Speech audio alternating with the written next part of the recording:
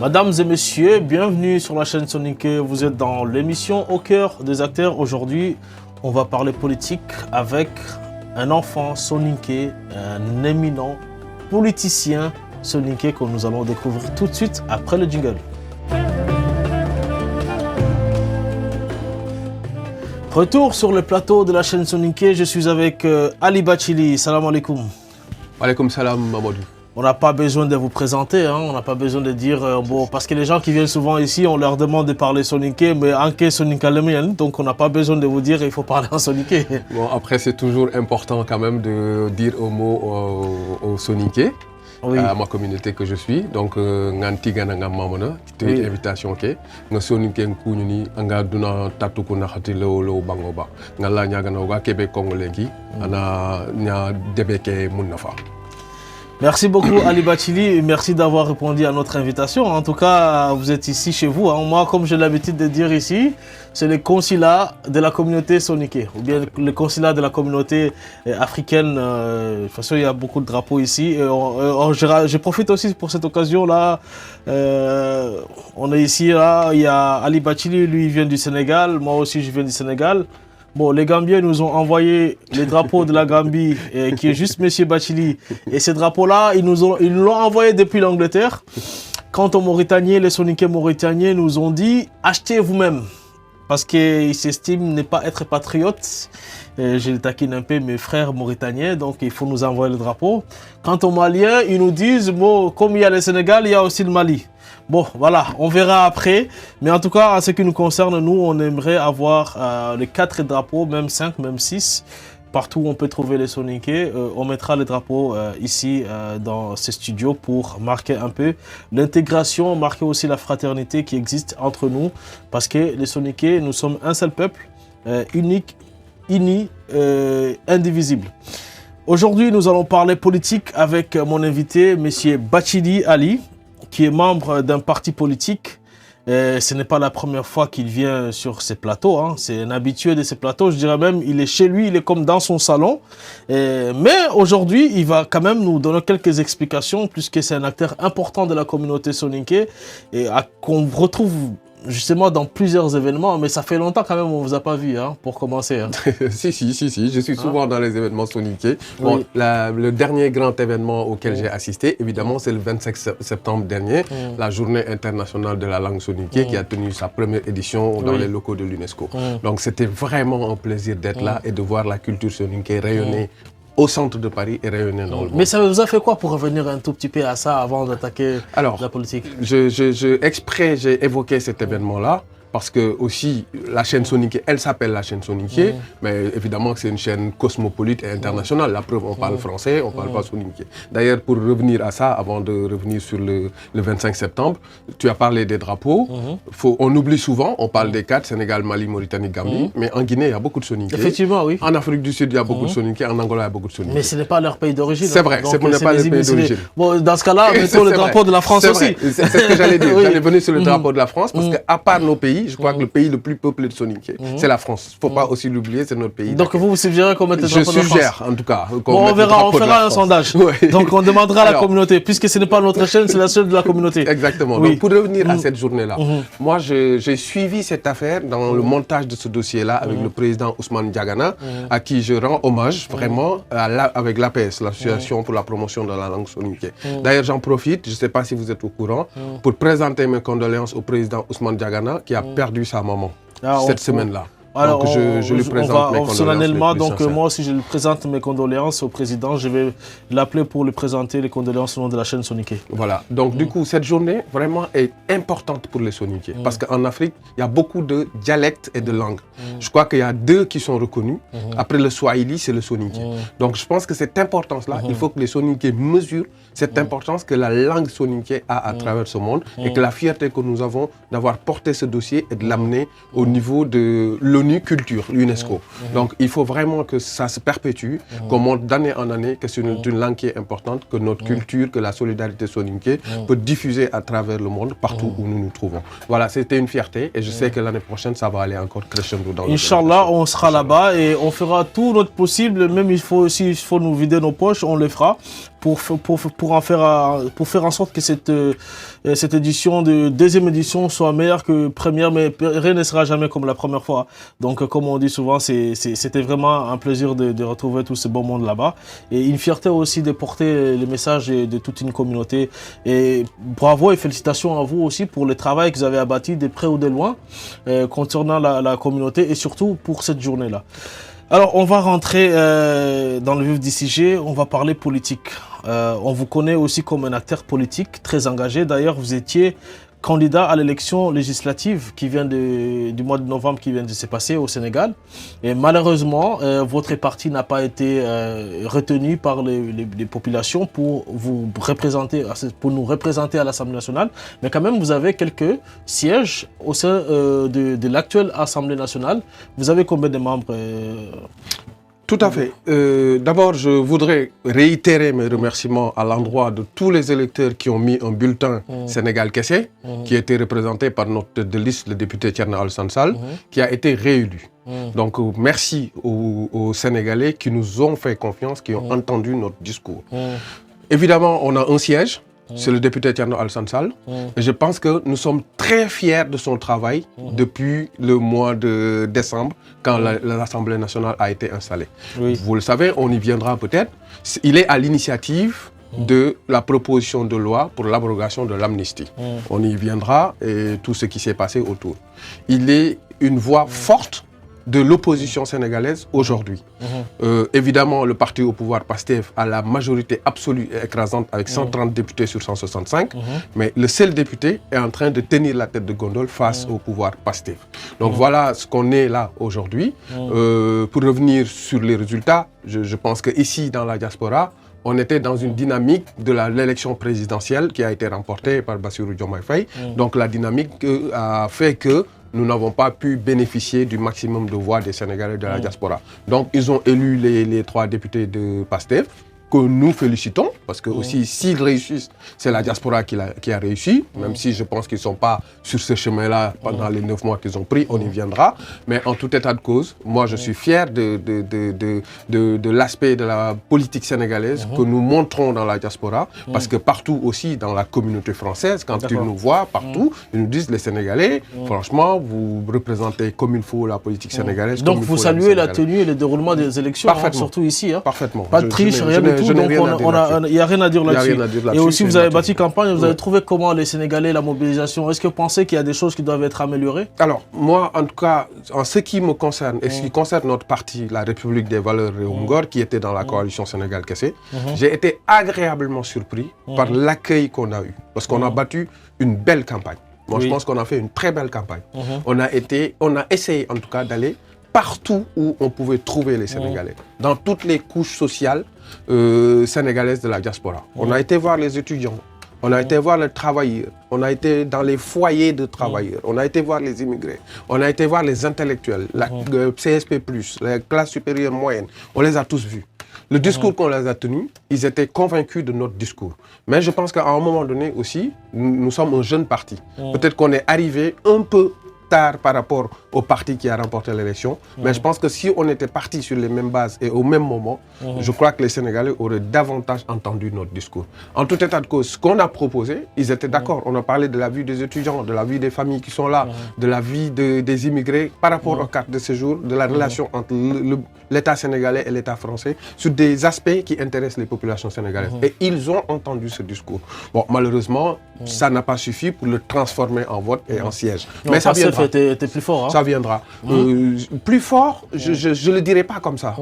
C'est que PASTEF était beaucoup plus installé. Il ne faut pas oublier que PASTEF existe depuis 2014. Oui, mais Macky Sall était mieux installé que PASTEF ici. Je crois que Macky Sall, ce n'est pas le bon exemple. Pourquoi ce n'est pas le bon exemple? C'est connu. Ah oui, on peut dire Macky Sall, puisque quand il s'agissait de voter les partis de Macky Sall, personne n'a voté. Je suis d'accord. Quand vous votez Macky Sall, les gens se mobilisaient. Donc on peut dire que c'est plutôt Macky Sall qui était installé que la paire. Je suis d'accord, mais on sait que depuis l'élection de 2019, parce que nous, on a les chiffres, on regarde, parce qu'on est acteur politique, on est aussi sérieux sur ces aspects de chiffres. Macky Sall, depuis 2019, son parti est en déclin dans la diaspora, particulièrement en France. Donc, la nature a horreur du vide. Donc, quand son parti est en déclin, évidemment, c'est un autre parti qui monte. Donc, c'était PASTEF. Donc, c'est ce que je disais dans mon argumentaire. Nous, notre parti, il a été créé en 2018. PASTEF est là depuis 2014. Et qui connaît PASTEF, c'est qu'il a concentré toutes ses forces sur l'ensemble de la diaspora. Et la diaspora sénégalaise à l'étranger, on est beaucoup plus nombreux en Europe du Nord occidental. Donc ils étaient déjà installés. Donc nous, en tant que nouveau parti qui est arrivé, qui était dans l'opposition, pendant que cette dualité était déjà installée entre PASTEF et l'APR, il fallait qu'on trouve notre voie là-dessus. Et ça, c'est toujours difficile, que ce soit dans le monde de la politique, dans le monde du sport, ailleurs. C'est difficile de trouver une troisième voie. Je n'aime pas l'appeler comme ça, parce qu'une voie, c'est une voie. Mais voilà ce dont on a souffert, c'est pourquoi on n'a pas bénéficié de cet électorat-là. Mais c'est une expérience, comme on dit, comme je disais, Nelson Mandela dit souvent, je ne perds jamais. Soit j'apprends, soit je gagne. Et là, on a appris. Et ce qu'on a appris, je suis certain qu'on va l'appliquer aux prochaines élections. Et je suis certain que ça va. Donc vous êtes confiant pour les élections futures, que vous allez pouvoir les gagner? Bien évidemment. Bon, je voulais savoir une chose. Est-ce que vous êtes un parti de l'opposition ou de la majorité présidentielle? Alors, nous sommes totalement ancrés dans l'opposition. Je crois que ça ne fait pas de doute que la République des valeurs, en tout cas le député Thierno Alassane Sall, Sénégal, qui est notre parti, est totalement ancré dans l'opposition. On prend des positions qui sont à l'opposé de ce que veut faire le pouvoir. On y viendra sur beaucoup de points. Mais pourquoi ce choix déjà? Alors, ce choix est que dans une grande démocratie, d'ailleurs ça, je le reproche au PASTEF. On va commencer, on va rentrer dans le dur. Le reproche que je fais au PASTEF, c'est qu'ils oublient que dans une grande démocratie, on ne peut pas avoir un parti unique. Si on décide d'avoir un parti unique, c'est pas ce qu'ils essaient de faire. J'y viens. Ça, c'est sur des années 90. Donc, c'est ce qu'ils essaient de faire. Je vais donner quelques anecdotes. Si ils essaient de faire ça, pourquoi existent alors d'autres partis? Je vais donner quelques anecdotes pour dire que c'est ce qu'ils essaient de faire. Par exemple, je prends juste sur l'actualité la plus proche. Sur cette loi interprétative qu'ils ont volée et qu'ils ont Non, on va revenir là-dessus. On va faire les choses étape par étape. Pour montrer. Mais non, on va faire les choses étape par étape. Parlons déjà de ce qui concerne votre engagement ou votre ancrage dans l'opposition. C'est là Pourquoi avoir choisi d'être dans l'opposition contre vos anciens alliés avec qui vous avez cheminé ensemble? Ma démonstration allait venir dans ça, mais je vais la faire courte pour que ça aille plus vite. D'abord, PASTEF n'a jamais été un allié de la République des valeurs. Ah oui, après 2019. Mais vous avez combattu ensemble, vous avez pris les armes ensemble, vous êtes partis au front ensemble. Évidemment. Donc vous avez été quelque part des alliés quand même. Évidemment. PASTEF, avant 2019, Ousmane Sonko et Thierno Alassane Sall étaient de bons amis. Ça, je ne sais pas si c'est un scoop, mais je le dis. Il y a beaucoup de Sénégalais qui ne le savent pas. Ils pensent que Ousmane Sonko et Thierno Alassane Sall ne se connaissent pas, ou Thierno Alassane Sall a un problème personnel avec Ousmane Sonko. Ah, c'est ce qui paraît aujourd'hui. Je vais y venir. C'est ce qu'on voit aujourd'hui. Je vais y venir. Non, faut pas. Attention. Toi, tu es journaliste, Mamadou. Donc, il faut faire attention au discours qui se dit dans les réseaux sociaux. Mais c'est dans votre parti. Votre leader ne cesse pas d'attaquer PASTEF. C'est pas une attaque. Donc, justement, tu reprends les éléments de langage de PASTEF. Non, on le voit dans ses déclarations, dans ses sorties. On ne prend pas parti pour PASTEF. On le voit dans les sorties. Et chaque fois qu'il y a une sortie politique d'un dirigeant au pouvoir en place, votre leader répond et réplique. Donc, il se positionne étant comme un adversaire direct de PASTEF. Ça, ce n'est pas PASTEF qui l'a dit, c'est vous-même qui l'avez dit. Alors, je vais y venir. Tout à l'heure, je l'ai dit dans les propos liminaires que je viens de proposer, nous sommes totalement ancrés dans l'opposition et on l'assume. Mais être opposant ne veut pas dire attaquer le gouvernement. C'est que quand le gouvernement fait une politique et que toi, tu n'es pas d'accord avec cette vision politique, ça s'appelle être opposant. Et PASTEF, c'est ce qui lui pose problème. Il confond opposant et quelqu'un qui attaque. Mais jusque-là, vous n'avez pas toujours répondu à ma question. Et pourquoi avoir fait le choix de vous positionner comme dans l'opposition? J'y viens. Mais PASTEF est un parti qui a une idéologie.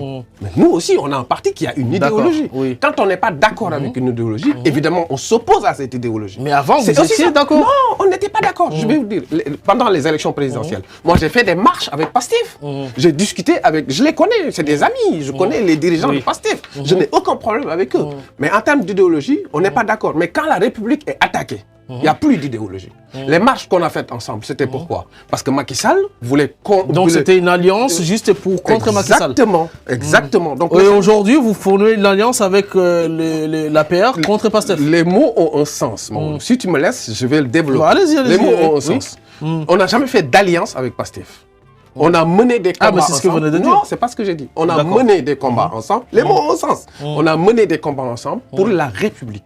Et donc, quand la République est attaquée, on fait tomber les frontières politiques, on mène des combats.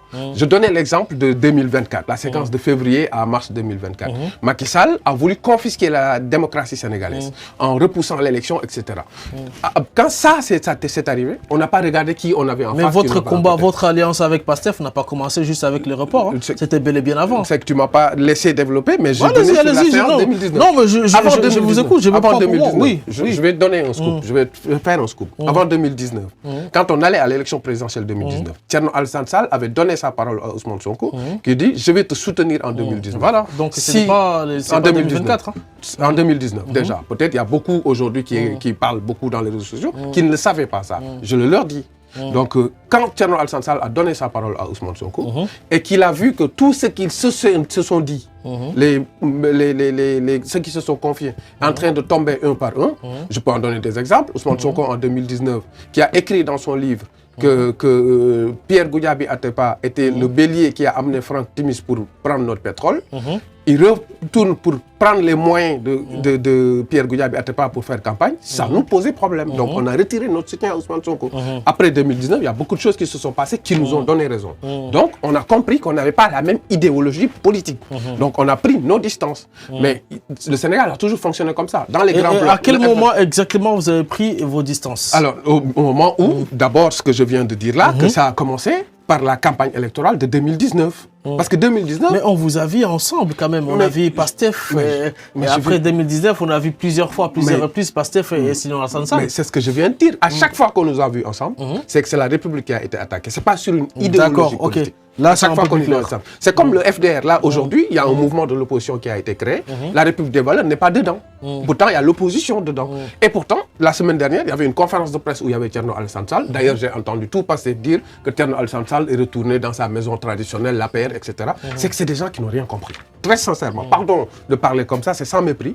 Mais quand on comprend que quand la République est attaquée, on oublie les idéologies politiques. Mais aujourd'hui, la République n'est pas attaquée. Mais si. Qu'est-ce qui est attaqué? Je vais vous dire pourquoi la République est attaquée. D'ailleurs, je ne sais pas si vous faites une transition, mais c'est sur ce sujet de l'amnistie que la République est attaquée. D'accord, on va revenir là-dessus, sur la question de l'amnistie, parce que ça fait partie des questions que nous allons évoquer ici. Donc, vous êtes un parti de l'opposition et vous assumez votre choix d'être dans l'opposition. Totalement. Pas de concession avec le pouvoir actuel. Il n'y a pas de concession. Si le pouvoir pose une question qui engage la République, d'ailleurs qui va être posée, parce que je crois qu'ils vont ouvrir le dialogue politique, on est en train de discuter dans notre parti si on y va ou pas. Donc si ça engage la nation, mais on n'a aucun problème à être dans une table en face du ministre de l'Intérieur pour discuter des problèmes politiques du Sénégal. Est-ce que vous pensez que Thierno Alassane Sall fait peur à PASTEF? Non, fait peur, non. Personne ne fait peur à personne. En tout cas, nous, c'est pas comme ça qu'on fonctionne. C'est pas comme ça qu'on fonctionne. Même le PASTEF, avec ses 130 députés, avec son président de la République, ses ministres hyper puissants, et c'est déjà hyper puissant. Non, parce qu'on a vu, on a vu la plupart des leaders de PASTEF à l'Assemblée, ils attaquent Thierno Alassane Sall. Évidemment. Donc on s'est dit que peut-être c'est eux qui ont désigné comme la cible de l'opposition à battre. C'est pas anodin. Quand on voit que le pouvoir attaque un opposant...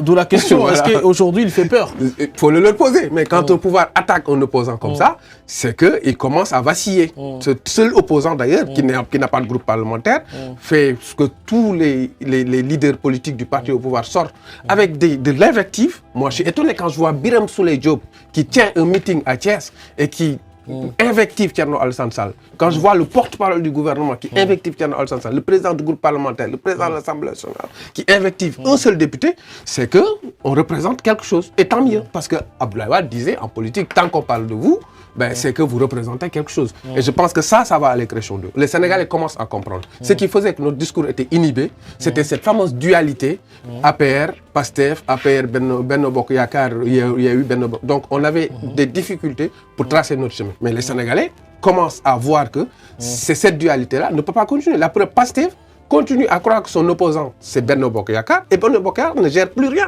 Parce qu'à chaque fois que vous le dites, vous faites ça, ils disent regardez ce que Benno avait fait. Donc c'est eux qui sont en manette, il faut qu'ils dirigent le pays et qu'ils trouvent des solutions aux difficultés des Sénégalais. D'accord, vos alliances d'aujourd'hui, bon, on a compris les alliances d'hier, ce n'est plus les grands amours, mais vos alliances d'aujourd'hui, APR, comment est venue ces retrouvailles, comme disent les gens de PASTEF dans l'ancienne maison? Alors, PASTEF, franchement, je réponds à ta question, mais en m'adressant directement aux militants de PASTEF et à leurs dirigeants. Nous, on est en politique pas pour chercher des ennemis. On n'est pas des ennemis. On est des adversaires politiques. Et dans une adversité, on peut quand même se respecter. Il faut qu'à un moment donné, que les gens arrêtent d'insulter et d'invectiver, de dire tout et n'importe quoi. Ça, c'était la parenthèse que je voulais dire d'abord. Moi, je vous aime en tant que Sénégalais. PASTEF, c'est mes frères et mes sœurs. Mais je ne suis pas d'accord avec eux politiquement et je vais l'exprimer d'une manière vigoureuse sans les insulter. Donc, il faut qu'on essaie de relever le débat politique au Sénégal. Ça, c'est la parenthèse. Maintenant, alliance, il faut faire attention encore aux mots. Ce n'est ni une alliance, ce n'est ni une coalition politique, ce n'est ni une association politique. Les députés non inscrits avaient décidé de déposer un recours contre la loi d'amnistie. Et pour déposer un recours, la Constitution dit qu'il faut que tu aies 1/10 des députés. Et on n'avait pas le nombre qu'il faut. Et donc, puisque cette loi d'amnistie engage toute la nation, APR a proposé de rejoindre ce recours-là pour le déposer au Conseil constitutionnel. Évidemment, c'est juste pour ça, parce que c'est un problème de la République. Donc, on a fait une conférence de presse pour l'expliquer aux Sénégalais. Mais on n'est ni alliés, on n'est ni dans une coalition politique, on ne va pas ensemble aux élections. C'est juste sur un point. Comme on avait fait avec PASTEF en février 2024, ici à Paris, on a fait des meetings où moi-même j'ai pris la parole, après les militants de PASTEF ou avant les militants de PASTEF. Donc, les gens, il faut qu'ils sachent raison garder. Ali, comment vous expliquez, après avoir combattu toutes ces années, un régime qui vous a persécuté, vous et votre parti politique, comment vous expliquez aujourd'hui pouvoir encore vous allier sur des questions dont vous n'étiez pas d'accord avant? Alors, sur cette question-là, l'amnistie, nous, on n'était pas d'accord, PASTEF n'était pas d'accord. La preuve, PASTEF a voté non. Je crois que c'est plutôt à eux qu'il faut poser la question. Pourquoi vous avez changé d'avis en cours de route en arrivant aux responsabilités? D'abord, ça c'est un. Ils n'ont jamais été d'accord avec la loi d'amnistie. C'est pour cela qu'aujourd'hui, ils remettent en question cette loi. Mais là, on leur a proposé de c'est dans votre cas aussi. Mais c'est plus simple. Ce qu'on a demandé, ça arrange PASTEF. Parce qu'ils ont dit qu'ils n'étaient jamais d'accord. On leur dit, si tu n'es pas d'accord, on supprime, on allume. S'ils abrogent la loi, il y a... Non, mais c'est pas possible. On peut y venir. Politiquement, il y aura on laissera beaucoup de gens impunis dans l'impunité. Non, c'est une contre-vérité. C'est une contre-vérité qui a été installée dans l'inconscient populaire sénégalais. Mais les juristes l'ont dit aussi. J'y viendrai. Les juristes, il y a beaucoup de chapelles juristes. Il y en a qui disent ça, il y en a qui disent l'autre. Mais j'y viendrai. Je viendrai dans le détail. Mais sur la question que tu m'as posée, encore une fois, je le répète, moi, j'ai combattu l'APR. Je l'ai combattu jusqu'à la dernière minute pour qu'il quitte le pouvoir. Mais aujourd'hui, vous faites alliance, vous faites des réunions ensemble, des conférences de presse ensemble. On n'a pas fait de réunion, on n'a rien fait du tout. Ah si, il y a une réunion entre ces partis-là et une conférence de presse. C'est ce qui est ressorti. Non, mais tu peux me croire. Moi, je suis à la République des Valeurs, je suis avec Sénégal Kessé, je discute pratiquement. Donc vous êtes parti faire la conférence de presse avant même de vous de discuter avec les tenants et les aboutissants par rapport à la conférence de presse. Évidemment, quand on écrit un recours, c'est une chose sérieuse. Donc il y a des réunions. Évidemment qu'il y a une réunion pour ce recours-là. Voilà, donc il y a une réunion. Il y a une réunion pour ce recours-là. Avec l'APR. À aucun moment donné. Avec l'APR. Oui, bien sûr. Voilà. Mais c'est ce que j'ai dit, je l'ai assumé. Avec les députés comme Aïssata Tall Sall, comme Abdoumbo, comme machin, etc. Ça a existé. Alors, donc, du coup, je ne vais pas revenir sur ce qui s'est passé historiquement dans la politique sénégalaise, mais il y a toujours eu ces types de discussions entre partis politiques, même si aujourd'hui tu étais là et hier tu étais dans l'opposition. Mais regardez, je vous donne l'élection législative de 2012. Dans la liste de Macky Sall, il n'y avait pas Barthélémy Diaz. Macky Sall, quand il est arrivé au pouvoir, Khalifa Sall n'est pas parti en prison. Quand Khalifa Sall est sorti, le dernier dialogue qu'il y a eu en 2024 et que tout passait lui est tombé dessus, il n'a pas accepté d'aller dialoguer avec Macky parce que c'est la République qui est en question. Quand la République est en question, on oublie les chapelles politiques. Mais maintenant, quand on veut fusionner nos idéologies, là, c'est totalement pas d'accord. Moi, donc là, dans le cas, dans votre cas, vous ne fusionnez pas. Jamais. Vous ne fusionnez pas. Jamais. Mais c'est juste une alliance ponctuelle, on peut dire. Ce n'est pas une alliance. C'est une discussion pour poser. Ce n'est pas une alliance ni une coalition politique. C'est une discussion. Donc je vois que vous refusez le mot alliance. Hein? Non, c'est parce que c'est la réalité. Non, si on vous retrouve sur la même liste ici, croyez-moi, vous allez être invité ici pour vous expliquer. Il n'y a pas de souci. Il y aura des extraits. S'il y a des évolutions, mais je vous donne l'exemple. Mais PASTEF, qui disait combattre le fameux système depuis 10 ans, c'est comme ça qu'il a construit sa colonne vertébrale politique. Mais on l'a vu, Ousmane Sonko qui disait qu'il allait fusiller les 4 présidents passés, à la veille de l'élection présidentielle, il est allé s'agenouiller devant Abdoulaye Wade. Pas lui, mais il a envoyé Diomaye Faye en personne. Non, il n'a pas envoyé. C'est Diomaye qui est élu. Okay, Ousmane Sonko ne peut pas envoyer son supérieur quand même. D'accord, la veille. La veille. Mais ça vous dites les propos de Ousmane Sonko, mais pas du président Diomaye. Parce qu'il faut dissocier un peu les deux personnages. Ceux qui engagent Ousmane Sonko n'engagent pas Diomaye. Non, pas. Mais voilà. Là, vous parlez d'Ousmane Sonko candidat ou quelqu'un qui aspire à être candidat. D'accord. Pour donner un exemple d'un président de la République qui n'est pas la même personne et qui n'a pas dit la même chose. Hein. D'accord. Voilà. Donc, ce que vous dites en tant que membre de la République des Valeurs, ce n'est pas forcément la pensée de Thierno Alassane Sall et ce n'est pas forcément ce que Thierno Alassane Sall va faire. C'est ça qui est compliqué avec Pastef. Vous savez pourquoi c'est ça qui est compliqué avec Pastef? Parce que moi, quand je me permets d'être une voix entendue à la République des Valeurs, tout ce que je dis engage la République des Valeurs. Parce qu'ils savent que je suis là. La République des Valeurs sait que je suis là. Parce que j'y vais en tant que politique. Aujourd'hui, je ne suis pas venu pour représenter le monde soniqué ou associatif. Je suis venu en tant que politique. Donc, tout ce que je dis engage la République des Valeurs. Donc, quand Pastef est venu dire, non, Ousmane Sonko, il l'avait dit parce qu'il était opposant, maintenant il est au pouvoir, donc on change de discours comme on veut. C'est plus possible. C'est ce qui a tué la politique sénégalaise aujourd'hui. C'est ce qui a tué le niveau qui est devenu tellement bas au niveau de la politique sénégalaise. Donc, pour continuer à ça, moi déjà, ce que je disais tout à l'heure, c'est que le seul reproche qu'on peut nous faire ou qu'on essaie de nous trouver n'existe pas. La preuve d'ailleurs, quand on a déposé le recours, avant même que la conférence de presse se tienne, balade-toi sur ma page Facebook, j'avais anticipé sur les éléments de langage que Pastef allait sortir. Ils allaient nous dire, voilà, vous êtes avec l'APR, voilà, ils ne savaient pas ce que c'est alliance ou coalition politique. Là, c'était une conférence de presse pour expliquer aux Sénégalais qu'on avait besoin de 17 députés pour pouvoir déposer un recours au niveau du Conseil constitutionnel. Ils ont accepté de se rejoindre à nos voix. Si c'était à refaire demain, on allait le refaire parce que la République est en danger. D'accord. Et la loi d'amnistie, vous êtes pour l'annulation pure et simple? C'est ça? L'abrogation pure et simple? D'accord. Ça, c'est votre position à vous? Oui. D'accord. On va parler un peu de l'actualité aussi. C'est une question d'actualité. Hein. Ça fait un an presque, un mois, jour pour jour, le président Bassirou Diomaye Faye a été élu président de la République du Sénégal. Et d'ailleurs, vous l'avez soutenu et aussi encouragé et même félicité à cette époque-là, quand vous étiez encore avec eux. Maintenant, un an sont passés là. Ça fait quoi? 12 mois, 13 mois. C'est quoi le bilan vous avez de ces régimes en place?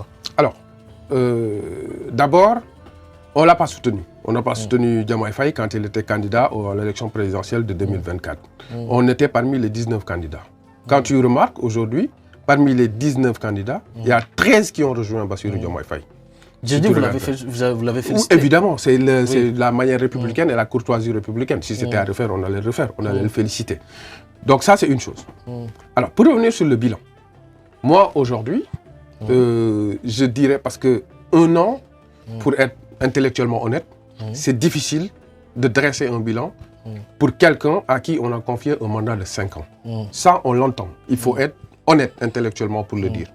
Mais comme diraient les Wolofs, si tu me permets de digresser un peu en Wolof, cin bu naree neex su baxee xeeñ.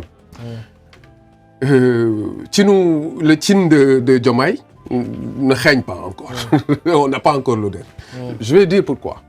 Quand je prends beaucoup d'éléments aujourd'hui sur la vie quotidienne sénégalaise, sur le poids de l'inflation, le poids de la vie, pour moi, rien n'a changé ou c'est devenu encore pire. La ménagère sénégalaise, et son panier, je crois, est devenu beaucoup plus cher. Malgré les annonces qu'on nous a faites. Ali, on a quand même entendu qu'il y a eu des baisses des denrées de première nécessité, de l'électricité, etc. J'allais y venir. Donc on ne peut pas dire qu'aujourd'hui, c'est des choses qui ne sont pas palpables. On a tous des familles qui... Mamadou, oui. Donc vous pensez... On ne vit pas quotidiennement au Sénégal, mais on a des familles qu'on entretient au Sénégal. Oui, en tout cas... Soit ta famille n'est pas dans le même Sénégal que le mien. Mon dépense a baissé de 100 francs. Ah bon? Oui. Ok, ben super. Donc on n'est pas dans le même Sénégal. Moi, je considère que tout a augmenté. Alors, pour continuer mon raisonnement... Qu'est-ce qui a augmenté? Le coût de la vie a augmenté. Pour continuer mon raisonnement et être toujours honnête intellectuellement, il y a une part, c'est l'inflation, c'est mondial. Ils n'y peuvent rien. Mais dans la part où tu peux agir au niveau local, je ne pense pas que le gouvernement a fait tout ce qu'il fallait. Ça, c'est au niveau du coût de la vie. Qu'est-ce qu'il fallait faire? Alors, moi, je pense que quand on dirige déjà, il faut fixer un cap. Parce que quand tu fixes un cap... Mais c'est ce qu'ils ont fait avec leur projet 2050. Le Sénégal 2050, quand tu fixes un cap déjà, il faut redonner de la confiance à la population.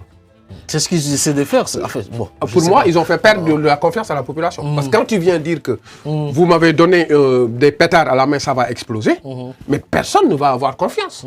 Donc, oui, d'accord, c'est leur façon de dire, c'est leur façon de gouverner.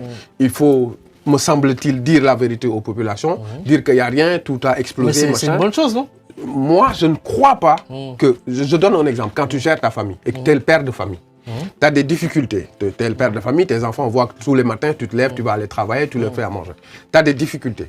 Est-ce que tu dois réunir ta famille, de la mère à l'enfant le plus petit, pour leur dire que demain, je ne sais pas si je vais vous trouver à manger, malgré que je vais aller travailler, c'est exactement pareil. L'État, ça se gère comme une maison. Sur cette question-là, exactement, Bassirou Diomaye Faye, il a été élu quand même avec une majorité écrasante au niveau... Confortable. Voilà, et aussi au niveau de l'Assemblée nationale. Son programme est connu des Sénégalais. Dans son programme... Je ne suis pas certain que les Sénégalais connaissaient son programme. Selon vous. Dans son programme, la question de la transparence est primordiale. Donc, ils ont dit qu'ils allaient être transparents dans tout ce qu'ils font. Aujourd'hui, on leur reproche de dire la vérité et de dire les choses comme ils l'ont promis. Est-ce que vous ne pensez pas que s'ils ne faisaient pas ce qu'ils font aujourd'hui, ils seraient en train de trahir exactement son électorat? Ils l'ont déjà trahi. Ils ont déjà trahi leur parole. Tu sais pourquoi ils ont déjà trahi leur parole? Moi, je ne reprocherai jamais à une personne, qui plus est à un gouvernement, de jouer la transparence. Je ne le ferai jamais. Mais quand on joue la transparence, il faut aller jusqu'au bout. Alors, on était dans le bilan. Qu'est-ce qui n'est pas transparent? Je vais te dire. On était dans le bilan. Sous-attendez. Je sous-entends pas, je vais le dire clairement. Parce que j'ai les mots pour le dire. Quand on prend un exemple, sur la justice par exemple, pendant 10 ans, Pastef a tympanisé tous les Sénégalais qu'il ne fallait pas que le président de la République siège au Conseil supérieur de la magistrature. Quand Diomaye Faye a appelé son dialogue sur la justice, il a dit, bon, je voulais sortir, mais les magistrats m'ont dit qu'il ne faut pas sortir, etc. Mais le président, c'est passé crème. Pendant 10 ans, ils voulaient arriver aux responsabilités et ils n'ont pas mesuré que ça n'allait pas se faire comme ça en claquant le doigt. Mais quand ils sont venus, là, aujourd'hui, c'est eux qui défendent que le président de la République doit rester au Conseil supérieur de la magistrature. Le président du parti Pastef, en sa qualité de membre tête de liste pendant la campagne électorale, il dit, c'est moi le Premier ministre du Sénégal. J'ai le pouvoir d'appeler le ministre de la Justice pour lui dire poursuit tel ou poursuit tel. Et ce que Pastef disait, et là, ils nous disent qu'ils font de la transparence, et là, ce qu'ils combattaient hier, c'est ce qu'ils marquent aujourd'hui jusqu'à soulever le drapeau de cela. Ça, c'est un exemple parmi tant d'autres. Mais je peux en donner 1000 là. Est-ce que c'est quelques cas, c'est peut-être cas isolés? Non, je peux donner d'autres exemples. Là, on est sur la justice. Je peux en donner d'autres exemples. Quand on prend la question de l'ONAS, vous avez vu, ça a défrayé la chronique à un moment donné. Le directeur général de l'ONAS, l'Office national de l'assainissement, a été limogé au bout de 3 mois. Il sort, il fait une conférence de presse. Il fait de graves révélations contre le ministre de tutelle, le ministre de tutelle de l'assainissement. Au lieu que le ministre vienne répondre aux accusations qui lui ont été portées, qui ont été portées à son encontre, il envoie ce qu'il ne s'est jamais fait au Sénégal. Ces techniciens, ces administratifs. Au Sénégal, les gens n'ont pas élu les techniciens. Ils ont élu le président de la République qui donne de son pouvoir au ministre. Donc, ils doivent rendre compte aux Sénégalais. Quand il vient, pour rentrer dans le fond de ce dossier-là, le directeur général dit que le ministre m'impose que le marché que déjà attribué avec des règles à une entreprise, que d'enlever cette entreprise-là et de mettre à la place des entreprises que moi, le ministre, j'ai choisies. Ce que la loi interdit au ministre. Et donc, ces gens-là qui nous prônent la transparence, ils font ça. Mais donc, il y a d'autres, je peux y venir. Je peux venir sur... Non, mais sur la question de la transparence, parce qu'on voit aussi qu'il y a quand même quelque chose d'inédit qui est fait aujourd'hui. Les premiers ministres, ils viennent de temps en temps à l'Assemblée nationale, ils s'expliquent avec le gouvernement, etc. Chose que vous êtes d'ailleurs contre. Alors, vous n'êtes pas sans savoir que le prochain qui devait avoir lieu vendredi, le prochain face-à-face, question d'actualité du Premier ministre vendredi qui a été repoussé par cause du décès. D'ailleurs, je m'excuse, il faut que j'y revienne. J'en profite pour présenter les condoléances de la République des voleurs à la nation, suite au décès du khalife général des Layènes, suite au décès de l'ancien président du Conseil constitutionnel. Je prie Allah pour que leur âme repose en paix. Alors, donc, le président de la République l'a repoussé à jeudi. Tu n'es pas sans savoir que les non-inscrits et l'opposition va boycotter Oui, ça je la sais. question gouvernementale. C'est pour cela que je vous dis, vous êtes contre. Pourquoi on va le boycotter? Non, on est pour. Le Premier ministre doit venir s'expliquer. Oui, mais Justement. pourquoi vous êtes contre? Ben, J'ai vu justement. dans une des conférences Tu me de donnes presse l'occasion d'expliquer. où votre allié d'aujourd'hui, Abdoul Mbo, Ce n'est pas notre allié. Allez, ce mot-là. Excusez-moi, comment on peut les qualifier aujourd'hui? Ce n'est pas notre allié. Mais comment votre collègue député de l'opposition. Non, dans le cadre de votre projet contre PASTEF, comment vous pouvez c'est quoi? C'est une coalition ou c'est quoi? Non, ce n'est ni une coalition, ce n'est ni une alliance. Mais comment vous appelez alors? Comment on va vous nommer? Des collègues députés de l'opposition. C'est nos collègues députés de l'opposition. Il n'y a pas d'alliance. Justement, c'est des collègues députés de l'opposition. Est-ce que c'est pas une façon aussi d'avoir un pied dedans et un pied derrière vous aussi? Je vais donner un exemple. Parce qu'on a l'impression que vous jouez sur des tables, sur des chaises, pardon, et quand l'autre s'élève, vous posez là, etc. C'est pourquoi c'est pas clair votre ligne. Mais tu sais pourquoi? C'est très clair. Mais pourquoi vous n'alliez pas tout simplement avec l'opposition ou bien vous allez tout simplement avec le pouvoir en place? Mais c'est pourquoi le Sénégal aura du mal à devenir une grande démocratie. Pourquoi? Parce que les gens sont dans la dualité. Soit tu es avec moi, soit tu es contre moi. Il n'y a pas de juste milieu. C'est plus clair pour la population. Non. Je vais donner l'exemple de la France, là où on vit. Aujourd'hui, à l'Assemblée nationale, pour arriver avec beaucoup de députés, il y a quelque chose qui se formait qui s'appelait le nouveau Front populaire. Le nouveau Front populaire. Mais là, c'est connu, c'est plusieurs partis. J'arrive, c'est plusieurs partis. Oui. Mais là, à l'Assemblée nationale, on sait pertinemment que le Parti socialiste et la France insoumise ne sont pas du tout de la même idéologie. Ils se combattent même au sein de l'Assemblée nationale et pourtant, ils sont dans la même alliance. Mais c'est ça la grandeur de la démocratie. Mais c'est ce qu'on vous demande, vous aussi. C'est ce que moi, j'ai pensé que vous avez mis en place une alliance. Non. Vous pouvez être dans une alliance pour quelque chose, mais après, chacun développe ses idéologies. Ça, c'était une alliance politique pour l'élection, ce que je donne l'exemple de la France. Mais là, il n'y a pas d'élection, il n'y a pas d'alliance. En fait, il n'y a aucune élection, il n'y a pas d'alliance. Bref, ça, c'était la parenthèse. Donc, pour revenir. Mais sur le cas de la transparence, vous n'êtes pas pour la venue du président du Premier ministre, en tout cas de l'Assemblée, dans les prochains jours. On est pour qu'ils viennent. Non, parce que il faut qu'ils respectent les règles. Il faut qu'ils respectent les règlements de l'Assemblée. Vous ne serez pas là. Mais justement, on boycotte parce qu'ils ne respectent pas le règlement de l'Assemblée nationale. Pourquoi? Thierno Alassane Sall l'a expliqué lors de la conférence de presse. Mais je vais le répéter parce que peut-être qu'il y en a qui n'ont pas suivi la conférence de presse. Quand le Premier ministre vient à l'Assemblée nationale, alors ce qui est demandé, c'est qu'il faut 14 questions. Et il y a 25 ministères. 14 questions à poser à l'ensemble du gouvernement. Déjà, il y a quelque chose qui ne va pas. On demande de changer le règlement de l'Assemblée nationale, puisque PASTEF a la majorité, ne veut pas changer le règlement de l'Assemblée nationale. Et pourtant, PASTEF, quand ils étaient minoritaires dans l'ancien régime, ils pleuraient pour changer ce règlement-là. Aujourd'hui, ils gardent le même règlement. Donc, là, qui est cohérent aujourd'hui? Donc, le Premier ministre, quand il vient, alors, avant, dans la tradition, quand le Premier ministre, un député lui pose une question et qu'il répond, si le député a 7 minutes de parole, il fait 5 minutes pour poser sa question, et les 2 minutes, on les garde quand le Premier ministre répond pour qu'il y ait un droit de réponse. Mais quand le Premier ministre parle, les députés n'ont plus de droit de réponse. Là, ce n'est pas PASTEF qui l'a changé. Hein. Mais il faut qu'ils le changent. Ils ont trouvé la chose comme ça. C'est ce qu'on dit. Mais c'est ce qu'ils disaient. C'est ce qu'ils combattaient quand ils étaient dans l'opposition. On ne comprend même pas pourquoi PASTEF ne veut pas le changer. Parce que ça les arrange. Mais justement. Donc, ils n'ont qu'à assumer que ça les arrange. Ils n'ont qu'à assumer qu'ils font la même chose que Macky Sall faisait. Ils n'ont qu'à assumer qu'ils essaient de créer une dictature au niveau de l'Assemblée nationale. Ils n'ont qu'à assumer qu'ils sont en train de créer une majorité mécanique. On a vu aussi le président de l'Assemblée nationale menacer le député de faire rentrer les gendarmes. Exactement. Donc qu'il assume exactement qu'il est comme Macky Sall. Il n'y a pas de changement. Nous, on constate qu'il n'y a pas de changement. C'est pourquoi, cette fois-ci, on va le boycotter. S'ils reviennent à la raison, et puis qu'ils respectent les députés. Moi, je suis d'accord, je le dis dans le début de mon propos, je suis d'accord qu'on ait des divergences politiques. Je suis d'accord qu'on discute de manière rigoureuse et vigoureuse. Je n'ai ni de près, ni de loin des attaches avec l'APR. Mais Ousmane Sonko, comment il a parlé à Abdou Karim Sall la dernière fois à l'Assemblée nationale, c'est irresponsable. C'est inadmissible. On ne peut pas parler à quelqu'un comme ça. Fut-il ton adversaire que tu détestes le plus? Le monsieur, c'est un père de famille. Il a géré les deniers publics. Paraît-il qu'il a fait des choses sur les deniers publics. C'est la justice qui le dira. On ne peut pas jusqu'à attaquer son statut d'imam. C'est pas possible. Est-ce que vous pensez qu'aujourd'hui, Ousmane Sonko se positionne comme maître, juge, etc. Oui. Oui, clairement. Ousmane Sonko se positionne comme le roi du Sénégal. Il pense que le Sénégal, c'est un royaume. C'est ma vision qui va être faite, c'est ce que je décide qui va être fait. Il n'y a pas de discussion, c'est ça qui va être fait, c'est moi qui gère. Revenons mais c'est pas possible, le Sénégal n'est pas un roi. Il n'a qu'à demander à Abdoulaye Wade en 2011 quand il a voulu faire la dévolution monarchique. Il n'a qu'à demander à Macky Sall en 2012 quand il voulait faire un troisième mandat. Là, peut-être qu'il a l'euphorie, la première année, le truc, il a encore son électorat. Mais de toute façon, c'est connu en sciences politiques. Quand tu arrives aux responsabilités, quand tu arrives au maximum, tu ne peux plus dépasser ça. C'est un plafond de verre. Tu vas faire que chuter. Et Peut-être que ce n'est pas le cas là. Il a encore l'enthousiasme populaire, mais il faut qu'il se mette dans la tête que ça ne durera pas 10 ans, 5 ans, comme je l'entends, on va rester 50 ans, machin. Abdelwahad l'avait dit, les libéraux vont rester 50 ans. Eh bien, on a vu comment ça s'est fini. Mais plan Sénégal 2050, vous êtes pour ou contre? Alors, moi, tous les plans qui peuvent sortir le Sénégal des difficultés, on est pour. Et celui-là, vous pensez qu'il peut sortir le Sénégal des difficultés? Je vais vous dire pourquoi. Je vais vous dire pourquoi. Donc vous êtes contre? Totalement contre. Oui. Je vais vous dire pourquoi il ne va pas sortir le Sénégal des difficultés. D'abord, si ça devait sortir le Sénégal des difficultés, le plan Sénégal émergent allait sortir le Sénégal des difficultés. Parce que c'est le plan Sénégal émergent copié et transformé par l'intelligence artificielle. Copié?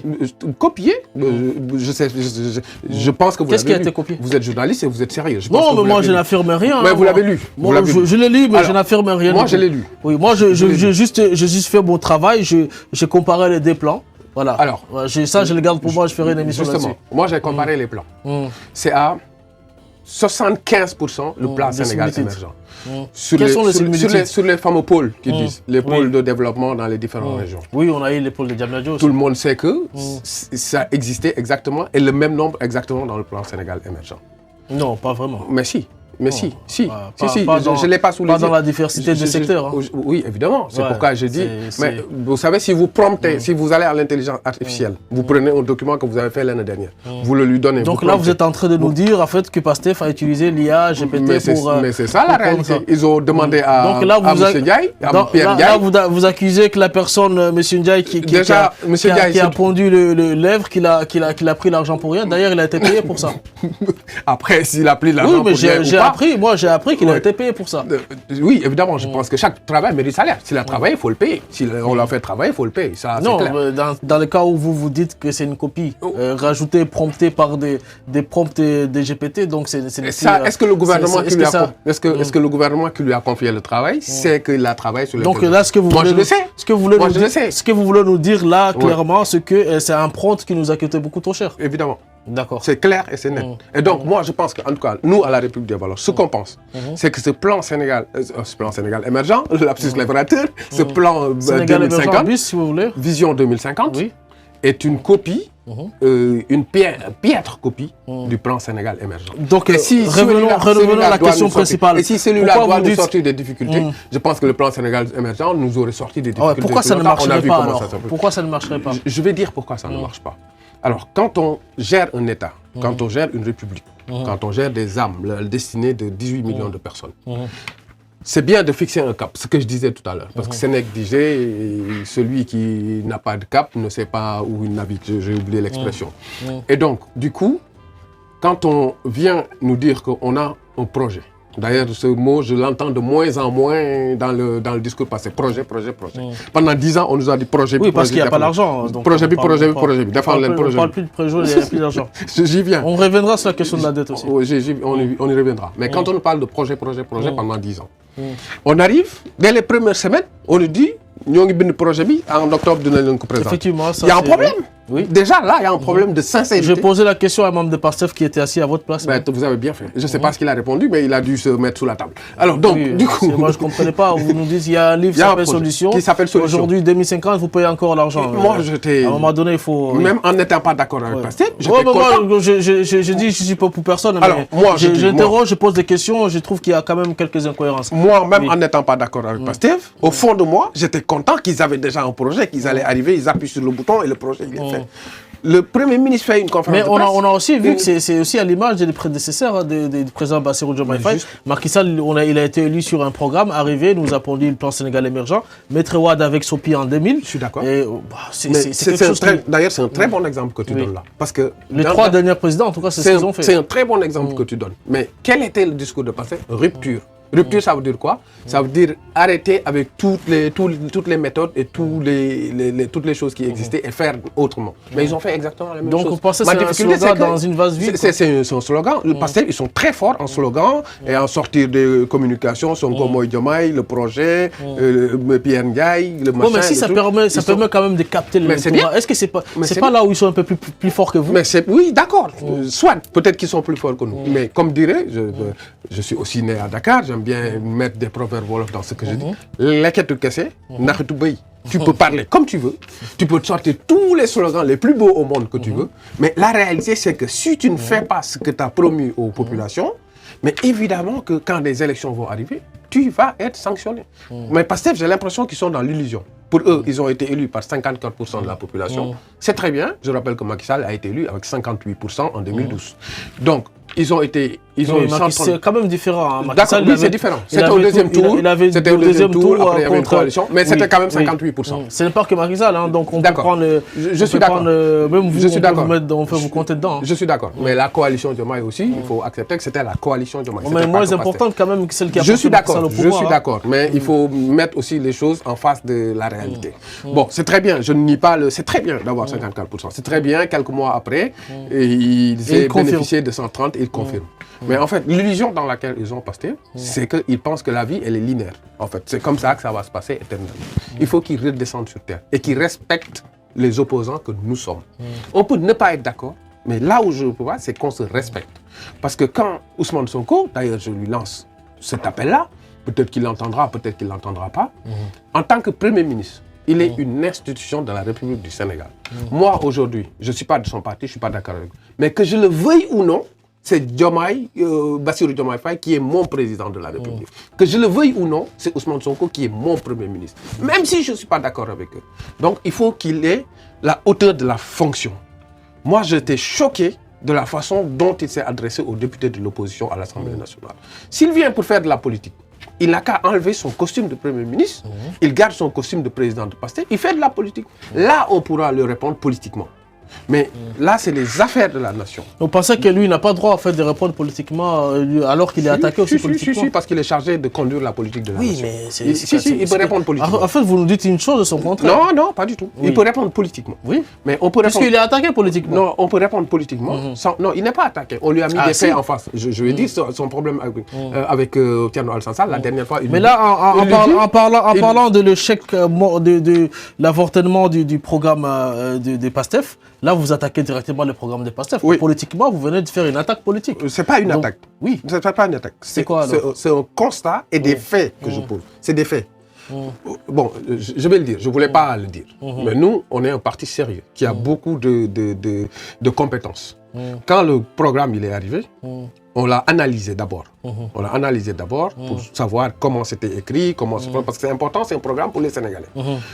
Le logiciel nous a dit que ça a été écrit, je le dis aujourd'hui, à 75% par l'intelligence artificielle. Quel logiciel vous a dit ça? Je ne peux pas le dire. Je peux pas le dire. Ah non, mais je ne le dirai pas. Il ne faut pas venir quand même ici je le dirai pas. Nous dire que vous avez analysé, etc., et qu'on puisse vous croire comme ça, ces paroles. Que les Sénégalais aillent faire la même chose. Dites-nous c'est quoi, quel logiciel, et nous aussi nous essayons de voir. Ceux qui connaissent le logiciel de l'intelligence artificielle, donc allez le faire. ChatGPT alors.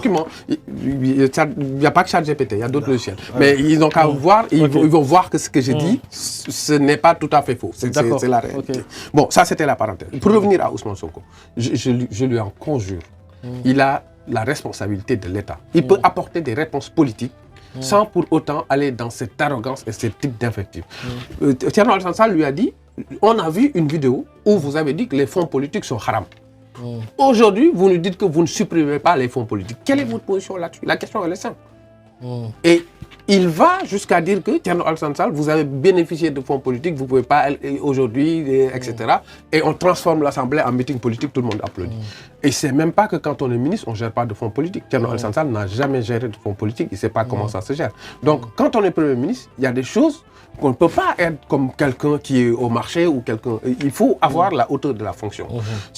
Je le dis en toute amitié. Je le dis, je ne sais pas mon ami, mais je le dis en toute amitié. Donc ça, c'était la parenthèse. Donc, pour que ça se diffuse, parce que les militants de PASTEF, comment ils se comportent, notamment sur les réseaux sociaux, mais tant que les têtes se comportent comme ça, et disent que c'est pas nous, on les connaît pas, c'est des gens qui insultent sur les réseaux. C'est la réalité aussi. Allez sur la page de Thierno Alassane Sall ou d'autres opposants, n'importe quel opposant. Dès qu'il y a une publication, même qui n'a pas de rapport avec la politique, les gens viennent pour déverser des insultes sur les pages. Ça détruit le Sénégal. Parce que ça va créer de la haine entre nous, les Sénégalais. Et je pense que nos valeurs sont beaucoup plus importantes que les chapelles politiques. Moi, en tout cas, si la politique risque de couper mes liens de valeurs avec mes amis, avec ma famille, avec le machin, je laisse tomber la politique. Parce que j'ai des valeurs, c'est comme ça que j'ai été éduqué. Donc il faut qu'on revienne à la raison. Et pour revenir à la raison, c'est nous, les dirigeants politiques, qui devons être à la hauteur de la tâche et qui devons tenir des discours qui vont embarquer toute la population dans ce sens-là. Mais c'est dangereux ce qui se passe aujourd'hui. Merci beaucoup. Je rappelle que vous êtes sur la chaîne Soniké et que je reçois Monsieur Ali Bathily, membre de la République des Valeurs, un parti politique sénégalais dirigé par son Excellence Thierno Alassane Sall. Il est là pour nous parler de l'actualité, mais également du positionnement du parti politique la République des Valeurs. Et Ali Bathily, qui a été aussi candidat à l'élection législative de 2024, du 30 novembre 2024 pour la zone ENOC, et qui est là pour défendre son parti politique, la République des Valeurs. Dernier sujet que nous allons aborder ici, Monsieur Bathily, la dette du Sénégal. La dette du Sénégal, un sujet qui vous amuse, me semble-t-il. Sacré sujet. Non, ça ne m'amuse pas, c'est un sujet très sérieux. Vous pensez quoi de la dette du Sénégal déjà? Moi, je pense que, très sincèrement, un pays sérieux, qui se gère d'une manière rigoureuse, doit respecter les critères de convergence de la zone où il se trouve. Si je prends l'exemple de la France aujourd'hui, où le déficit ne doit pas dépasser 3% du budget, c'est ce que l'Europe dit, et ils l'ont dépassé, ils sont en train de mettre en place des mesures rapides pour revenir aux critères que l'Europe fixe. Donc nous aussi, ce qu'on doit faire au Sénégal, parce que Macky Sall en partant, on avait dépassé les 70% des critères de convergence de la communauté économique des États. Mais certains disent qu'ils voulaient en fait inscrire la dette sur d'autres périodes, histoire de cacher un tout petit peu cette dette et pouvoir mieux l'absorber et mieux la payer. Donc la dispatcher pour... il paraît que c'est des pratiques qui se font même dans des entreprises. Oui, c'est vrai, c'est vrai, mais moi je ne suis pas d'accord. Mais j'y viendrai. Je viendrai dans le détail pourquoi je ne suis pas d'accord. Donc, pour revenir aujourd'hui, parce que j'ai du mal aussi à parler de Macky Sall. C'est fini. Moi, je n'ai plus envie de parler de Macky Sall. Parce que les Sénégalais l'ont sanctionné, il est parti. Donc, inconsciemment, on essaie de encore poser cette même dualité. Mais vous travaillez, vous êtes... bon, vous avez empêché ou interdit de dire le mot coalition, alliance, mais vous êtes ensemble avec quand même ces anciens lieutenants. À l'Assemblée nationale. Oui, avec ces anciens lieutenants. Donc, voilà, c'est quand même... On ne peut pas travailler ensemble parce qu'ils sont aussi comptables de ce qui s'est passé. Je suis d'accord. Comme l'a dit le président de la République, le Sénégal a pris une dette. On parle du Sénégal, on ne parle pas de Macky Sall. Je suis entièrement d'accord. Donc la dette appartient au Sénégal, n'appartient pas ni à Mademba ni à Massamba. Je suis entièrement d'accord. Donc du coup, on ne peut pas ne pas évoquer quand même le passé. Aussi, il faut même, on remontera sur Wade, même sur Diouf. C'est pas ce que je dis, qu'on ne parle pas. Évidemment, il faut faire une comparaison sur une période déterminée en face d'une période déterminée. Mais le Pastef n'est pas dans ça. Pastef est plutôt dans toujours. Regardez, Macky Sall, il a fait pire. Vous allez voir, nous, on va faire moins pire. Nous, on ne cherche pas à faire moins pire. On cherche qu'il fasse bien. Mais Maître Wade, il faisait la même chose. Hein. Justement. Et Macky Sall, il faisait aussi la même chose. On a dit rupture. Donc, il ne doit pas faire ce que Maître Sall. Mais est-ce que c'est la rupture dans la communication ou la rupture dans l'action? Dans les façons de faire. Les deux. Il faut marcher de ces deux gens. Mais ils n'ont jamais précisé rupture dans la communication. Ils ont dit rupture. Quand tu dis rupture, c'est rupture sur tout. Sur toutes les pratiques, la façon de faire, le système, la façon de communiquer. Parce qu'ils ont dit qu'ils vont être transparents. Donc, c'est une rupture. Macky Sall, il savait qu'il y avait cette dette-là. Et pour ne pas inquiéter les Sénégalais, il a inquiété le Sénégal, ce qu'il veut, il fait ce qu'il veut. Il ne l'a pas communiqué. Eux, ils ont choisi de le communiquer. Après, quand tu choisis de le faire et qu'il y a des conséquences, il faut assumer les conséquences derrière. Donc, c'est ce qui fait que je fais la transition avec la question que tu m'as posée sur l'économie. Donc, puisque la dette, elle a explosé, Macky Sall, évidemment qu'il a endetté le Sénégal. Quand il partait, la dette était, en tout cas des chiffres que nous avions, nous, à un peu plus de 13 500 milliards en 12 ans. Il a endetté le Sénégal entre nous. Je vais te donner un chiffre. Et vous êtes d'accord avec les chiffres qu'a communiqué le Conseil la Cour des comptes? Alors, moi, la Cour des comptes, en tant que républicain, je n'ai pas envie de discuter ce qu'ils font. Parce que c'est un pouvoir judiciaire. Est-ce que vous êtes d'accord avec les chiffres? Alors, oui, je suis d'accord avec le chiffre. Et d'ailleurs, il y a le président... Mais pourquoi vous avez pris 3 secondes pour répondre? Je vais dire pourquoi j'ai pris 3 secondes pour répondre. Parce que si tu m'avais posé la question avant que j'ai écouté le premier président de la Cour des comptes qui a parlé il y a 3 jours, je ne sais pas si tu l'as écouté, j'aurais répondu directement. Mais ce qu'il a dit m'est revenu en tête, c'est pourquoi j'ai mis un temps d'arrêt avant de répondre. Qu'est-ce qu'il dit? Il dit ce que la Cour des comptes fait n'est pas très clair dans la tête des populations parce qu'on ne communiquait pas. Maintenant, on va communiquer plus. Pourquoi la Cour a besoin de communiquer, de se justifier? Ça pose problème. Vous pensez qu'on le met la pression? Ça pose problème. Oui, je le pense. Je le pense. Même si je pense que cette Cour est indépendante et aussi au pouvoir, parce que c'est la Cour des comptes est un pouvoir. Mais M. Bathily, vous pouvez nous dire on met la Cour, on met une pression sur la Cour et en même temps vous affirmez 3 secondes après elle est indépendante. C'est quand même deux choses différentes. Mais c'est pas parce qu'on est indépendante qu'on ne lui met pas une pression. C'est pas parce qu'on est indépendante que quelqu'un quand vous êtes indépendant, même la pression n'a aucun effet sur vous. Peut-être. Mais je peux essayer quand même de te mettre la pression. Peut-être que ça n'a pas d'effet sur toi, mais je peux quand même essayer de l'être. Bon, bref, pour revenir sur ce qui a été dit, en tout cas, dans le document de la Cour des comptes, je ne veux pas le nier, je ne veux pas le confirmer. La Cour des comptes a fait son travail, chacun en a fait son appréciation. Aujourd'hui, on nous dit que le Sénégal est endetté. Ça, c'est comme dire qu'il y a de l'eau à la mer. Tout le monde le savait, même avant que le document de la Cour des comptes sorte. On dit que Macky Sall a explosé la dette en 12 ans. Je viens de donner les chiffres, tout le monde le savait. Et on dit qu'elle l'a minoré. La Cour des comptes l'a confirmé. Parce qu'on n'avait pas les instruments pour le savoir. Le Sénégal, ce qu'ils doivent savoir, c'est que la Cour des comptes, les documents sur lesquels ils se basent pour travailler, c'est un rapport du gouvernement. Donc c'est le gouvernement, quand ils sont arrivés entre mars et novembre, qui lui ont donné un rapport. C'est sur ce rapport-là qu'il s'est basé en interrogeant les différentes personnes qui étaient aux responsabilités. Donc, je ne peux que croire ce qu'il a dit, la Cour des comptes, jusqu'à preuve du contraire. Maintenant, Pastef dit ça, là où ils ne sont pas cohérents, c'est qu'en décembre, quand ils votaient le projet de loi, ils ont voté exactement le projet de finances, le projet de loi de finances que l'APR avait laissé. Ils n'ont pas essayé de le modifier pour le mettre à leur vision politique. Donc, il y avait déjà une dette, ils le savaient. Ils savaient que la dette avait explosé. Ils savaient qu'on avait maquillé des chiffres. Parce que Ousmane Sonko l'avait dit avant que la Cour des comptes. Oui, mais et ils viennent augmenter la dette. Ousmane Sonko, attention, il a dit, il pensait qu'ils étaient au rez-de-chaussée, mais... Ils viennent augmenter...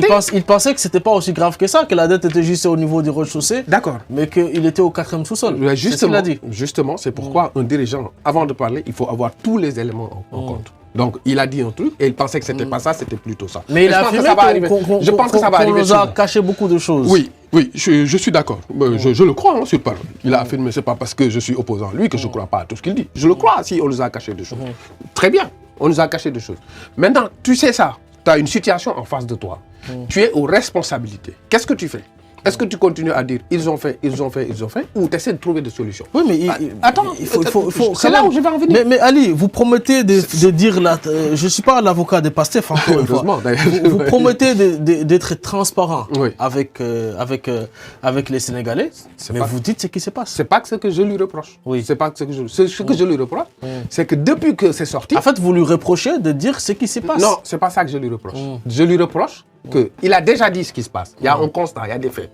Mais jusqu'à présent, il ne nous a pas dit comment il va aider le pays pour régler ce qui se passe. Ça, c'est vrai. C'est ça que je reproche. Moi, je suis cohérent dans ma démarche. C'est lui qui n'est pas cohérent dans sa démarche. Est-ce que ce n'est pas quelque chose qui prend un peu de temps? Non. De trouver oui, ça prend du temps. Quand c'est structurel, ça prend du temps. Mais tout de suite, dans l'état... diriger un pays, ce n'est pas comme diriger une famille. Hein. Je suis d'accord. C'est une famille en miniature, un pays. Ce n'est pas la même chose. Mais c'est une famille en miniature. Pas, non. Mais si, parce que quand c'était toi, tu fais de la politique. Quand ton salaire il tombe dans le mois, tu sais que ça va dans le logement, ça va dans le machin, ça va dans le truc, ça va dans l'éducation, la santé, ça va dans les loisirs. Allez, vous êtes chef d'entreprise, vous savez même quand vous dirigez l'entreprise, vous ne la dirigez pas comme votre famille. D'accord. C'est pas pareil. D'accord. On ne tombera pas d'accord là-dessus. Mais là où moi je suis cohérent, c'est ce que je viens de dire, là où Ousmane Sonko n'est pas cohérent, c'est qu'une fois qu'il a mis les faits, qu'il a dit les constats, il ne nous a pas encore dit comment faire pour nous sortir dans cette... Je veux un exemple.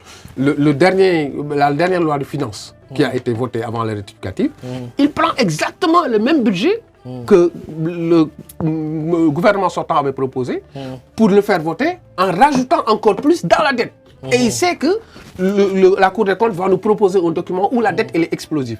Elle est où la cohérence? Donc il a aggravé la dette du Sénégal. Mais va prendre le dernier document de la loi de finances. Il a aggravé la dette. Il a de 1800. Donc là, on peut se dire sans se tromper, Ousmane Sonko et son gouvernement sont aussi comptables de la dette actuelle du Sénégal. Mais ils sont comptables actuellement de la dette du Sénégal depuis qu'ils sont aux responsabilités. De la dette de 2019 à 2025. Pas 2019, voilà, de 19 à 2025. Si tu prends entre mars 2024 et maintenant, dedans, il y a de la dette que Ousmane Sonko a contractée. La preuve, vous l'avez vu, depuis qu'ils sont arrivés, combien d'emprunts ils ont levé. La preuve, c'est celui-là qui vient de passer là, où ils avaient besoin de 150 milliards. L'emprunt qu'ils appellent Patriot Bond, ou je sais pas, et qu'ils ont 450 milliards. C'est aussi une dette. Donc, du coup, il continue à exploser la dette, mais il ne propose pas de solution pour faire baisser la dette. C'est une dette intérieure, donc il y a moins d'impact que sur le marché. Mais ça reste une dette. Oui. C'est une dette intérieure, mais ça reste une dette. Donc, voilà ce que je veux dire. C'est que mais tous les pays du monde prennent les dettes et travaillent comme ça. Ça, donc, il ne faut pas le dire juste quand ça nous arrange. C'est vrai, je suis d'accord. Les États-Unis, c'est le pays. Mais ils n'ont jamais dit le contraire. Mais si. Le PASTEF a toujours dit, d'ailleurs, leur tête de gondole à l'Assemblée nationale, celui qui disait France dégage, Guillaume Marius Sagna, et dit si un pays travaille avec le Fonds monétaire international, la Banque mondiale, moi je m'inquiète pour lui, il faut tous les dégager. Et là, aujourd'hui, les réunions n'arrêtent pas avec la Banque mondiale et le FMI, parce que le FMI dit je ne vais pas bloquer l'argent. Si ce que vous nous avez dit que les comptes sont maquillés n'est pas clair, tant que ce n'est pas fait, je ne vais pas débloquer l'argent. Mais ils sont dans une continuité, donc c'est tout à fait compréhensible. Mais ça, avant d'arriver aux responsabilités, tout le monde là, vous parlez d'un député, qui est de la majorité. Oui, d'une part, c'est un député qui est de la majorité et qui est une voix autorisée à PASTEF. Oui, mais qui est un député quand même. Et d'autre part, vous avez un gouvernement, donc il y a quand même séparation des institutions et de l'Assemblée. Moi, je suis fanat de la séparation des pouvoirs. Je suis complètement d'accord avec ça. Mais il faut la prendre dans sa globalité. Les pensées et les dires de Guy Marius Sagna n'engagent pas forcément la politique gouvernementale. Si, parce qu'en fait, on ne peut pas faire ça. C'est pas possible. On ne peut pas dire je suis responsable, je suis d'accord avec la séparation de pouvoirs, mais en prendre que ce qui nous arrange, quand ça nous arrange, et laisser ce qui ne nous arrange pas, dire que ça ne nous arrange pas. C'est formidable en fait. Ça, ce que tu dis là, c'est exactement la description de PASTEF. Je prends juste un exemple. Quand PASTEF était dans l'opposition, les responsables de PASTEF, les voix autorisées de PASTEF, ne disaient pas certaines choses. Mais il y a beaucoup d'influenceurs, beaucoup de personnes qui parlaient dans les médias, qui étaient identifiés du projet. Ils disaient ce qu'ils veulent. Ils arrivaient même à insulter les marabouts, à dire tout ce qu'ils veulent. Quand vous leur dites ça, ils disent il n'a pas la carte de PASTEF, il ne fait pas partie de nous. Donc à un moment donné, il faut savoir, il faut assumer en fait ce qu'on fait. Voilà la réalité des choses. Aujourd'hui, moi je pense que le Sénégal est dans une pente que Macky Sall l'avait laissée, qui est ascendante, qui n'est pas encore redressée. La pente continue à être ascendante et on n'a pas de visibilité quand est-ce que ça va être redressé. J'ai écouté le président de la République. Est-ce que vous pensez que le pouvoir actuel, les gouvernements actuels sont capables de redresser cette dette et de nous sortir de l'affaire? Non. Non, je ne le pense pas. Avec tout ce qu'ils essaient de mettre en place, non? Je ne le pense pas. Et vous pensez que ça va être de pire en pire Je pense que les Sénégalais vont avoir des jours et des semaines à venir, voire des mois et des années à venir, qui vont être beaucoup plus difficiles que ce qu'on a. Mais vous ne pensez pas un peu pessimiste par rapport à... Oui, malheureusement. Vous leur donnez même pas le crédit un peu... Malheureusement, de ce que je vois, c'est ce qui... Pourtant, moi, naturellement, je suis quelqu'un d'optimiste. Ça, je sais. C'est pour cela que je pose la question, parce que ça m'étonne. Naturellement, je suis quelqu'un d'optimiste. Même quand je ne suis pas d'accord avec la personne qui est en face de moi, j'essaie de telle sorte que ce qui se dit s'entend, parce que c'est aussi ça la démocratie. Mais de ce que j'entends ici et là, des membres du gouvernement, des voix autorisées de PASTEF, de ses députés, de son président de l'Assemblée nationale, pour moi, ils ne sont pas en train de poser le Sénégal dans les jalons du redressement économique, du redressement socio-économique, du redressement surtout sociétal et des valeurs. Parce que très sincèrement, je ne dis pas que c'est la faute à PASTEF. On y a tous une part de responsabilité, nous les acteurs politiques, mais particulièrement PASTEF. Il faut qu'on assainisse le landerneau politique, qu'on réapprenne à se parler entre nous, qu'on comprenne qu'on ne sera jamais d'accord, mais il faut que, je l'ai dit dans le début de mon propos, je continuerai à le dire, je me battrai pour ça. C'est bien, on peut avoir toutes les politiques économiques qu'on a, toutes les bonnes idées qu'on a, mais on ne peut pas les mettre en place si la société n'est pas assainie, si, comme on dit en Wolof, et le Sénégal aujourd'hui, je constate que les valeurs sont en train de s'extriper, les valeurs sont en train de disparaître, de se disloquer. Donc c'est là aussi, au-delà de la question juridique, de la question de la justice, de la question économique, que j'appelle le gouvernement. Je leur lance un appel, que très sincèrement, qu'ils reprennent plutôt cet aspect-là et qu'ils remettent le Sénégal dans nos valeurs intrinsèques. D'accord, merci beaucoup. Je rappelle que je recevais Ali Bathily, membre du parti La République des Valeurs dirigé par Thierno Alassane Sall, député sénégalais qui siège à l'Assemblée nationale, qui est aussi chef de parti, qui était aussi ancien candidat à l'élection présidentielle de 2024. M. Bathily, lui aussi, était candidat à l'élection législative et je pense qu'il aura l'occasion aussi de se représenter si les élections reviennent. Voilà, Inch'Allah. On vous le souhaite en tout cas, on vous le souhaite parce que c'est bien d'avoir une majorité, mais c'est aussi bien d'avoir une diversité. Moi, je crois beaucoup à la diversité parce que c'est dans la diversité qu'on est fort. C'est dans la différence qu'on propose mieux, c'est dans la différence qu'on se contrôle, c'est dans la différence aussi qu'on apporte quelque chose au pays. Merci en tout cas d'avoir répondu à notre invitation. Qu'est-ce que vous avez à rajouter pour nos téléspectateurs? Là, c'est vraiment une touche sociale, hein, parce qu'on ne peut pas parler de la politique ici avec vous sans parler du social. Tout à fait. Merci beaucoup en tout cas, Mamad. Merci à la chaîne Soniké de nous avoir encore une fois invités pour venir exposer nos idées et notre vision du Sénégal. Moi, je voulais, en vous remerciant, vous féliciter pour ce que vous faites. Merci. Parce qu'il est important que dans les diasporas, qu'on puisse avoir de la diversité et que la voix des diasporas puisse être entendue. Et je pense que vous êtes un vrai acteur en ce sens-là. Ça, c'était le côté remerciement et encouragement. Pour le côté social, je pense que les Sénégalais qui vivent dans la diaspora doivent savoir que nous sommes un levier puissant pour le développement du Sénégal, en matière d'exemplarité, en matière de social et en matière d'économie. Parce qu'on le sait, c'est un chiffre qu'on dit souvent, je vais le répéter parce que tout le monde le sait, mais quand même la répétition n'est que pédagogique. La diaspora est le premier bailleur économique de l'État sénégalais.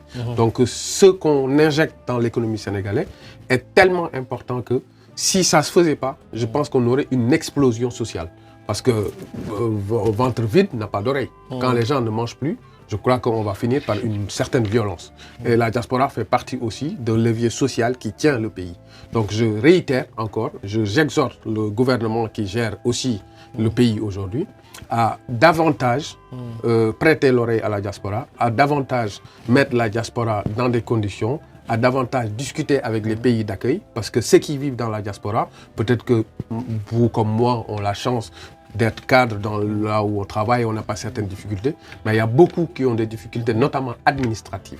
Et ils ne peuvent pas en faire face. Et donc ça devient de plus en plus compliqué, notamment en France, là où on vit. Il faut que le gouvernement, rapidement, je pense que les députés de la diaspora qui ont eu la chance d'être élus, connaissent vraiment le problème dont je parle, parce que la plupart, je les connais, ils ont été présidents associatifs, ils sont sénégalais, ils vivent là depuis longtemps, qu'ils essaient de discuter avec l'Assemblée nationale pour que l'État du Sénégal puisse discuter avec l'État de la France, notamment dans le dépôt et le renouvellement des titres de séjour de nos compatriotes qui sont ici, que ça prend beaucoup de temps. Il y en a qui en perdent leur travail, il y a des étudiants qui en perdent leur place à l'université. Donc tous ces aspects-là sur la diaspora, je crois que c'est important que le gouvernement sénégalais puisse y faire face.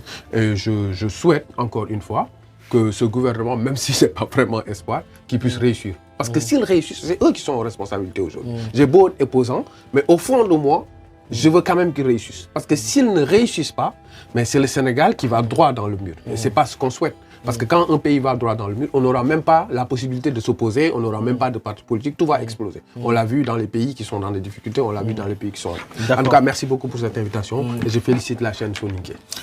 Merci beaucoup à vous, chers téléspectateurs, chers viewers de la chaîne Soniké.